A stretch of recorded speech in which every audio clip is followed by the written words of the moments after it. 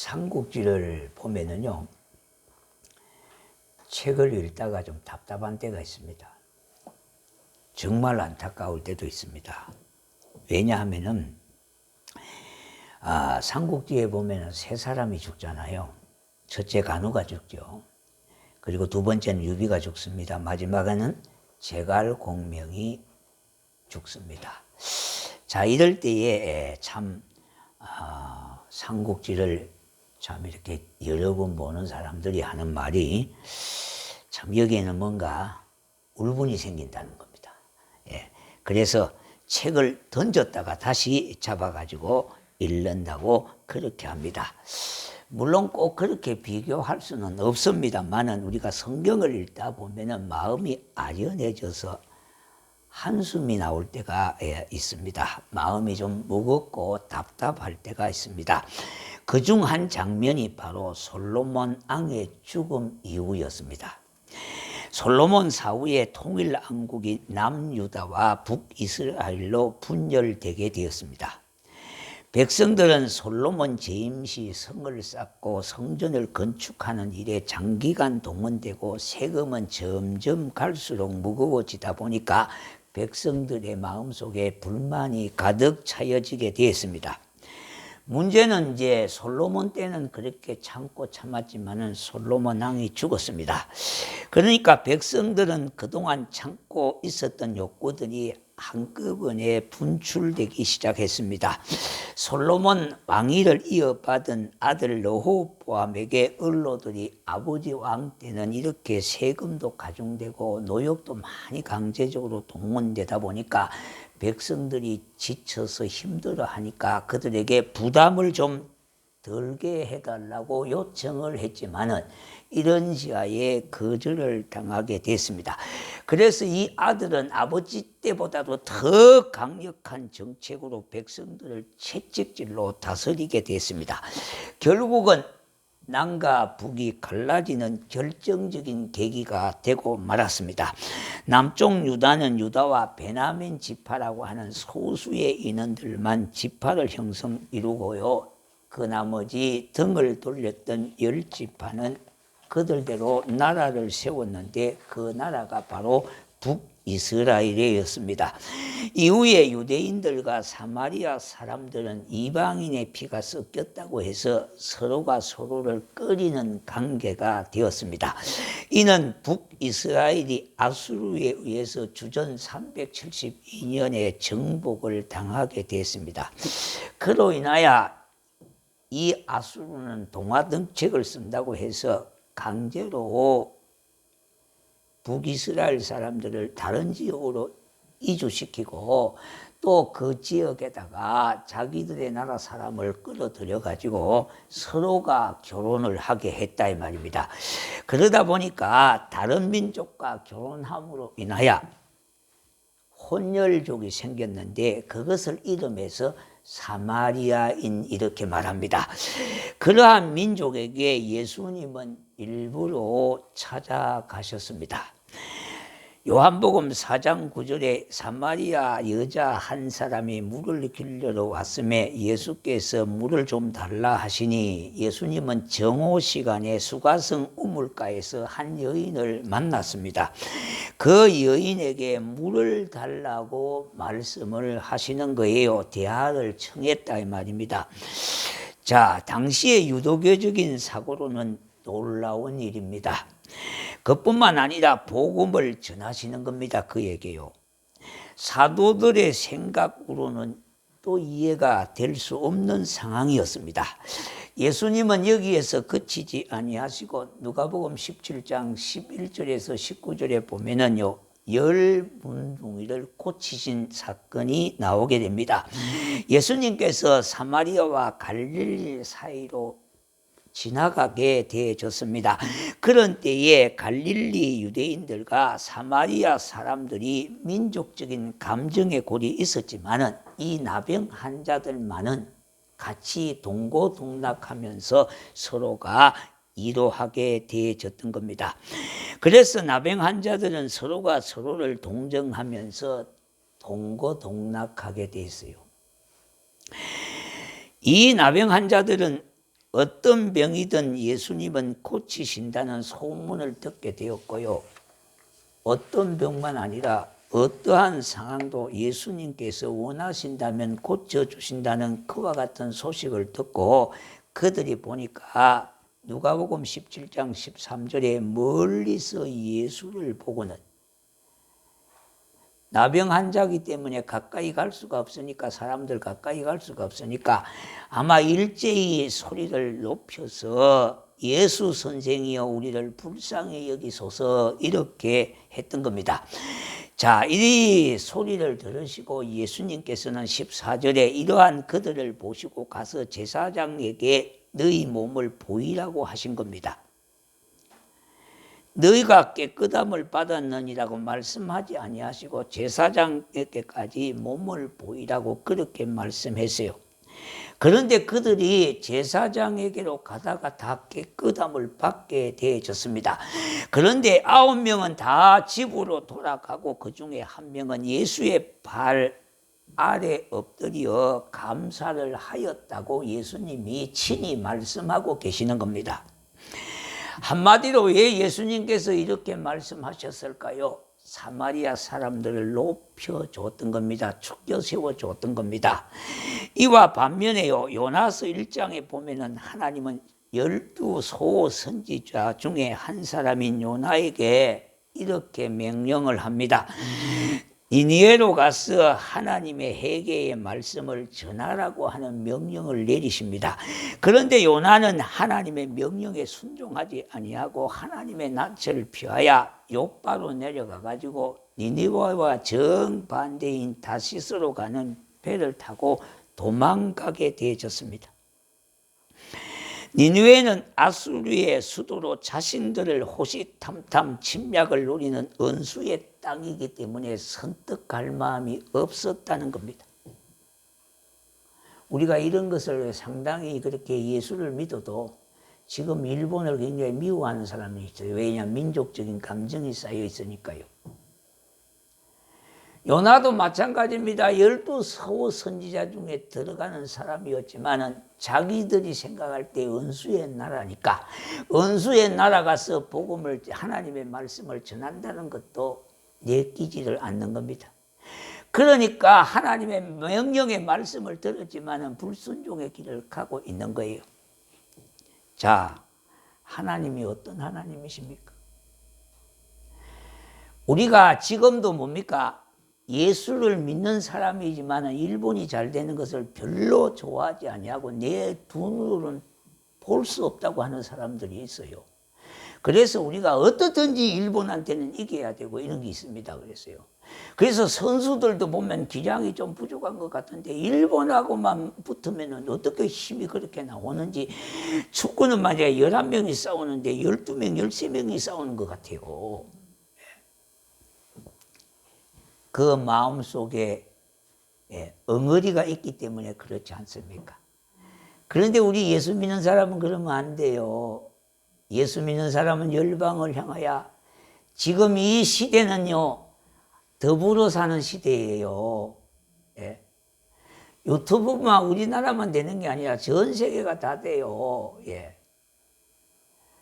그렇게 나라만 쳐다보고 살 때가 아니라는 거예요.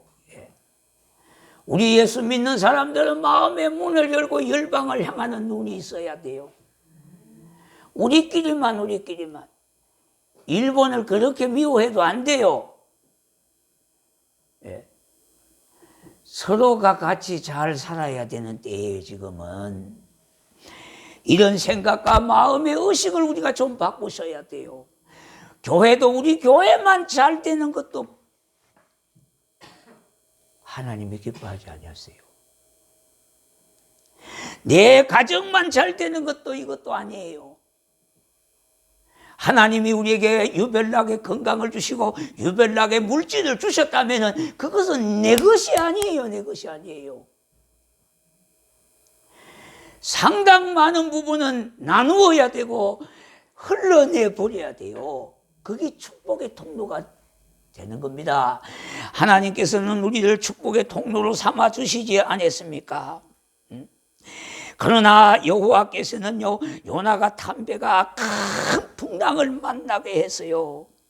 그래서 그 은인을 찾기 위하여 선원들이 모여가지고 제비를 뽑게 되니까 풍랑의 은인이 요나 때문에인 것이 밝혀지자 요나를 번쩍 들어서 바다에 던져버렸습니다.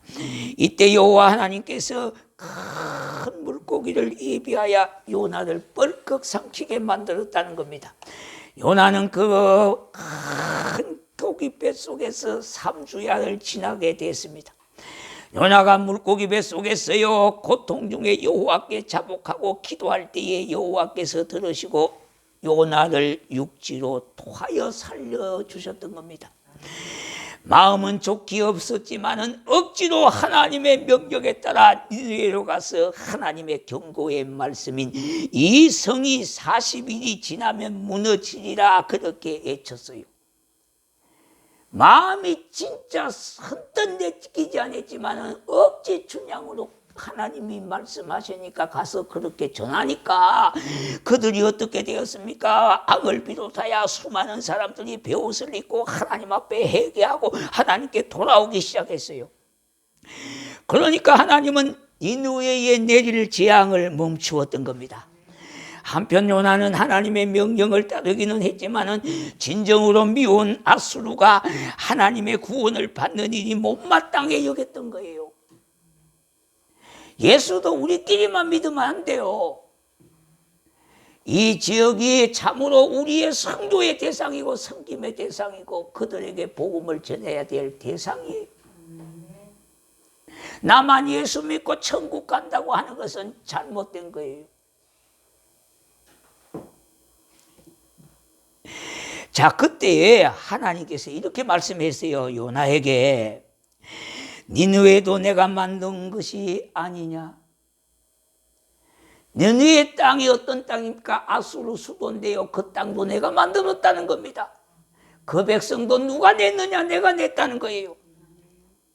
그러니까 그곳에까지도 하나님의 택하신 백성, 예비된 백성이 있다는 거예요.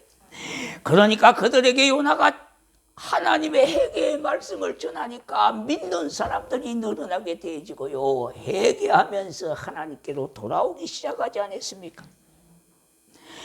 초기 교회의 중심은 예루살렘이었습니다. 물론 대다수 신자들은요, 유대식 기독교를 믿는 신자예요.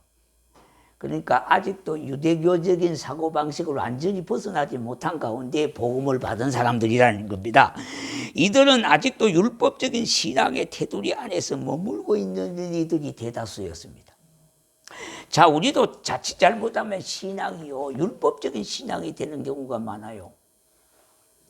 유다 남쪽 백성들은 단일 민족을 유지하였지만은요, 반면에 북쪽 이스라엘은 여러 민족의 피가 섞인 더러운 족속이라고 해서 거의 교류가 단절되어 있었어요. 우리가 이 유대인이라고 하는 것이요, 원래 유대인이 붙여진 것이 아니고 이 유대인이라고 하는 이 이름이요, 아주 독종이라고 해서 유대인이라고 붙여진 거예요. 유대인들은요, 흩어져 가지고 핍박을 받고 다른 나라에 가서 그렇게 고통을 당하는 중에도 그들은 뭡니까? 해당을 중심해서 할 수만 있으면 피를 썩지 않으려고 단일 민족을 고수했던 거예요. 그러니까 그 지역의 사람들이 볼 때야, 저들은 독종이라는 거예요. 그래서 별칭으로, 별명으로 붙여준 것이 유대인이 되어졌어요. 자, 그런데 이 사마리아 지역은 더러운 피가 섞여 있었기 때문에 유대인들의 사고방식으로 볼 때는 그들에게 선뜻 다가가기를 못한다는 겁니다. 다가가지를 않아요. 마음 내키지를 않는다는 겁니다. 왜? 더러운 족속들이고 민족이니까 그들하고 상종하기가 싫다는 겁니다. 그러한 때에 하나님께서 예루살렘에 닥친 심한 핍박으로 인하여 강제로 여러 지방이나 나라로 흩어지게 되어졌어요. 오늘 이 본문 말씀 4절에 보니까 흩어진이라고 하는 말로 번역된 단어는요, 씨앗과 관계가 있어요. 바람은 핍박이거든요. 바람이 불면 씨앗이 날리고 해서 온 곳으로 날아가지 않습니까? 그래서 거기에 떨어져서 싹이 나지 않습니까? 그래서 결국은 열매를 거둔다는 겁니다. 예루살렘 신자들은 어떤 의미로는 하나님의 씨앗이었으며 하나님께서는 그들이 새로운 땅에 심겨져서 열매를 맺을 수 있도록 해야 하는 겁니다. 그러므로 당시 예루살렘 교회는 모교회, 모판교회, 어머니 교회, 격의의 교회였어요. 벼농사로 본다면 벼 모짜리와 같은 곳이 바로 예루살렘 교회였어요. 유다의 민족주의는 더욱 타민족을 배타하는 성향이 강해서 다른 곳에 가서 복음을 전함에 대해서는 무관심했던 겁니다. 그러한 그들의 마음과 생각이 예루살렘만 머물고 있었어요. 그런 생각이니까 떠날 생각도 아니하고 거기가 좋은 거예요. 그와 같은 때 예루살렘에 심한 박해가 찾아와서 예루살렘 성도들이 부득불 여러 나라로 흩어지게 되어졌어요. 교회도 마찬가지입니다. 우리끼리만 문을 딱 잡고 우리끼리만 먹고 마시고 우리끼리만 사치기 사빠빠하고 살면 안 돼요. 우리가 여기에 함정을 벗어나야 돼요. 여기에 함정에 빠질 때가 많아요. 어느 정도 교회가 규모가 되면 우리끼리 다른 사람 들어오는 것도 싫은 거. 구역도 마찬가지입니다. 다른 새로운 사람 들어오는 거 싫어요. 우리끼리 몇 년 동안 깊이 교제하니까 이웃사촌이 되어진 거예요. 그러니까 뭡니까? 여기에 다른 사람이 오면 불편해. 여러분이 뭘 하나 알 수가 있는가 하면요. 여기에 있는 사람이 이리 좀 옮겨가라고 하면 전혀 안 옮겨가잖아요. 왜 그래요? 여기 늘 앉아 있으니까 거기 엉덩이가 딱 붙어 있어서 일어날 줄 생각을 안 하는 거. 나그네 인생이고 어디든지 뭡니까? 움직일 줄 안다면 여기서 이리 가면 이리 가는 거예요. 왜? 어차피 인생은 나그네거든요. 여기가 굳이 내 자리가 아니란 말입니다. 언제든지 비워내줘야 될 자리란 말이에요. 그래서 우리의 생각을 좀 뭔가 허물어뜨려야 된다는 거예요. 이 의식을요. 그러니까 그들이 거기에 머물고만 있으니까 예루살렘 교회의 심한 핍박을 통해서 하나님은 강제적으로 흩어버렸던 거예요. 그래서 그들은 핍박을 피해가지고 뿔뿔이 흩어졌어요. 그래서 거기에 가서 모판 교회의 노릇을 했다 이 말입니다. 씨앗과 같은 역할을 했다는 겁니다. 그래서 이들이 뭡니까? 흩어진 나그네가 되어지는 거예요. 디아스포라고 하는 말을 아시잖아요. 오늘 이 본문은 이러한 시기에 사도행전 6장에 빌립 집사로서 안수를 받게 되어졌어요. 이 집사가 사마리아 전도자로 선택되어져서 본격적인 사역의 시작을 알리고 있습니다. 사도들도 아니고 집사님들이 이제 복음을 전거예요. 스데반도 집사 아닙니까? 빌립도 집사 아닙니까? 그래서 사도행전 21장 8절에 보니까 빌립은 스데반 집사처럼 수많은 전도 사역을 행한 전도자였던 겁니다. 본문 4절에 전한다는 말은 복음을 설교한다, 전도한다는 뜻이지만은 5절에 전파한다는 말은 사자로서 하나님의 말씀을 선포한다는 거예요. 다시 말씀드린다면 빌립은 하나님의 이 힘을 받아 사마리아 사람들에게 하나님의 메시지를 전하였던 겁니다. 또한 빌립은 복음을 선포하는 것뿐만 아니라 사도들이 전적으로 그 당시는 행했던 하나님의 기적을 행하고 있어요. 뿐만 아니라 귀신 들린 자도 쫓아내는 역사를 행하고 있다 이 말입니다. 자, 그로 인하여 그 기적을 보고 많은 사람들이 믿게 되어졌어요. 물론 기적이 목적이 아니에요. 그 기적은 그걸 통하여 하나님을 믿게 하는 일에 큰 역할을 차지하는 부분에 불과한 겁니다.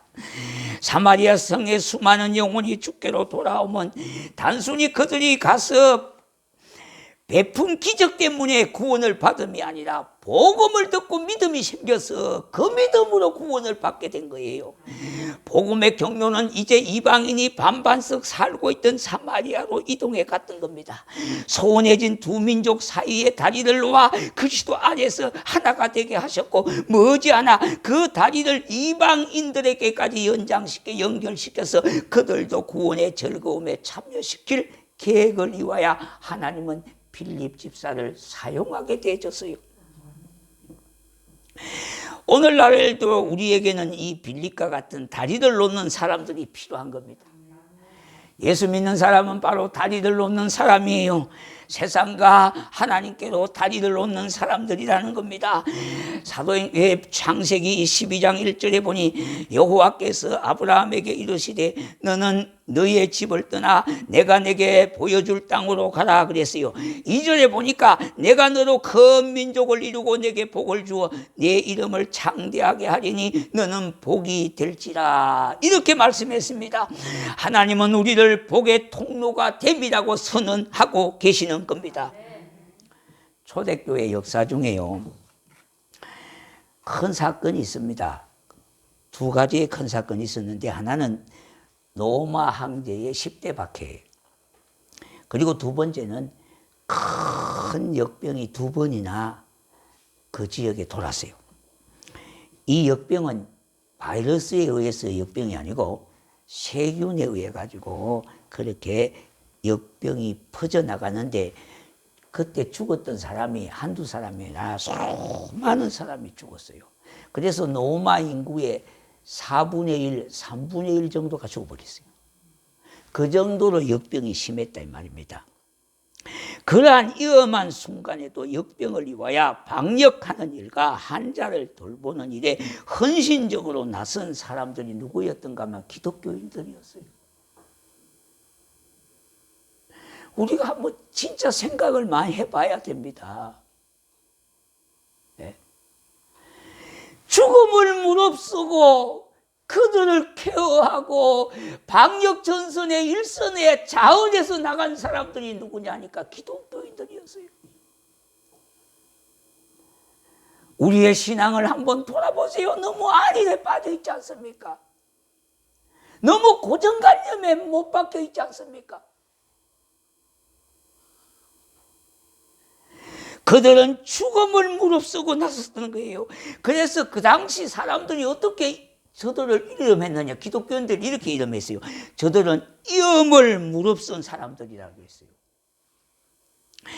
당시의 기독교인들은 세상을 치유하는 치유자로서 세상의 가장 낮은 자리에서 생명의 위협을 무릅쓰고 그들을 돌보고 굳은 이를 자원했던 자들이었습니다. 그 결과로 어떻게 됐습니까? 수많은 사람들이 교회로 돌아오게 되어졌어요. 다시 말씀드린다면 전도가 되어졌다는 말입니다. 오늘날 우리 교회가 참으로 여기에 대해서 통회하며 깨달아야 될 부분이에요. 코로나 때문에요, 우리가 선제적인 방역을 제대로 못하고 해서요, 결국은 뭡니까? 10년, 20년 전도의 문을 막아버린 거예요. 어떻게 이걸 회복하겠습니까? 이스라엘에게 하나님은 다윗 왕 때 통일 왕국의 이세는 주변 나라들에게 위협을 줄 만큼 이세가 대단했습니다. 다윗 왕 때요, 통일 왕국을 그대로 두었다면 이집트 저 아프리까지 다 잡아먹을 수가 있었습니다. 그런데 하나님께서는 말씀하셨어요. 제국의 나라로 가지 아니하고 이스라엘 백성들에게는 제사장 나라가 되게 했다 이 말입니다. 우리가 여기에 한번 답을 찾아야 됩니다. 하나님은 이스라엘 왕국을 제국의 나라로 가지 않게 하시고 제사장 나라가 되게 했을까? 내가 너로 인하여 나를 믿게 하고 나를 증거하기 위해서 이스라엘을 하나님은 선택해서 세운 나라예요. 그러니까 그 나라가 강성해서요, 전 세계를 통일하는 제국의 왕국으로 세우지 아니하시고 섬기는 제사장 나라로 삼아 주셨다는 겁니다. 그래서 우리를 택하신 족속이요 안 같은 제사장들로 삼으신 겁니다. 제사장은 바로 섬겨야 하는 것과 복의 통로가 되어야 하는 사람들입니다. 우리의 이웃인 저 지역 주민들과 탈북민과 애국인 노동자들, 이 모두가 우리가 섬겨야 할 대상자들이라는 겁니다. 자, 우리가 이런 말을 나올 때에 참 우리가 이축될 때가 많습니다. 우리도 어려운데 뭘 돕느냐고. 예. 저도 이 고민이 많습니다. 우리만 생각하면은 앞으로를 대비해야 되겠죠. 이거보다 더 어려울 때도 있을 수 있으니까. 그런데 성경은 뭐라고 그랬습니까? 할 수만 있으면 도우라고. 왜? 그래야 그게 복이 된다는 거죠. 하나님이 일용할 양식을 주시고 하나님이 채워주시고 하나님이 흔들어 후이 넘치도록 주시는 하나님의 역사를 부정하는 겁니다. 우리가 잘 생각하셔야 돼요. 물론 우리가 내일을 대비해서 어느 정도는 비추가는 것은 사실이에요. 왜? 더 어려울 때의 곡간을 풀어야 되기 때문에. 그러나 할 수만 있으면은 주라는 겁니다. 왜? 그래야 복이 된다는 겁니다. 여러분들도 마찬가지입니다. 예. 냉장고 속에 썩어 문드러지는 것이 너무 많아요. 냉장고 3개, 4개 가지고 그거 막 하는 거 어떻게? 우리가 옷장에만 옷이 너무너무 많아요. 예. 이제 나이가 들면 들수록요, 버려야 될 게 더 많아요. 예. 어차피 싸가고 가지 못할 것 아닙니까? 저도 이제 은퇴가 얼마 남지 않다 보니까 이 책을 어떻게 정리할까 지금부터 고민이 많습니다. 지난번에 한 3,000권을 일단 여기 어디서 다 놓지를 못하니까 옛날 것을 다 이렇게 연구하시는 분들 드렸어요. 근데 지금도 한 8,000권 되거든요. 이거 어떻게 정리를 할까? 옛날 같으면 이거 가져갈 사람들이 많은데 요새는 가져갈 사람이 별로 없어요. 예. 옛날에는 이렇게 내놓으면 신문에도 나고 했어요, 아주. 예. 어떤 대학 도서관에 기증을 했다. 이렇게. 근데 요새는 서로 안 가지고 가려고 합니다. 그렇다고 종이로 팔기는 아깝고요.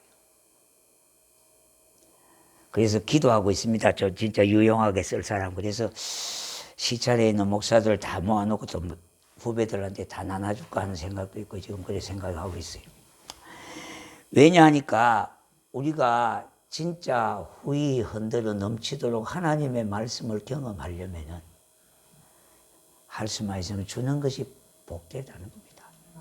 그러니까 우리가 받는 자가 복되는 게 절대 아닙니다. 할 수만 있으면 남한테 받아 먹으려고 그러지 말고요. 내가 주는 사람이 자꾸 돼야 돼요. 예. 우리 아름다운 교회는 첫째 개척 때부터 지원을 받지 않는 교회였어요. 그것이 하나 독특한 거예요. 예. 이때까지 노회나 총회의 보조를 안 받았어요, 우리 교회는. 처음부터. 예. 하나님 은혜죠. 그래서 이번 어려운 때 우리가 참 보면은 참 어려운 분들이 너무 많아요. 어렵게 목회하시는 분들, 또 병들어서 참 대책이 별로 없어요. 그래서 구제 헌금을 3군데다가 우리가 이번에 흘러보냈습니다만은 우리가 이런 생각을 조금 탈피했으면 좋겠어요. 우리만 생각하면 다 아깝지요. 예. 그러나 물질이 있고 없고 어떤 재화가 있고 없고의 문제가 아니라 우리 마음이 열려지고 마음이 하나님의 마음을 갖는다면은 그래도 조금은 문턱을 넘지 않겠냐 이 말입니다. 우리가 서로가 노력해 보자는 겁니다. 그러므로 우리는 세상과 하나님께로 연결하는 다리를 놓는 자들이 되어진 거예요. 그러므로 우리는 복음을 전해야 하는 때와 그곳에 가서 여러 편견과 사고방식 앞에서 당당히 도전하는 사람들이 되어야 하겠습니다.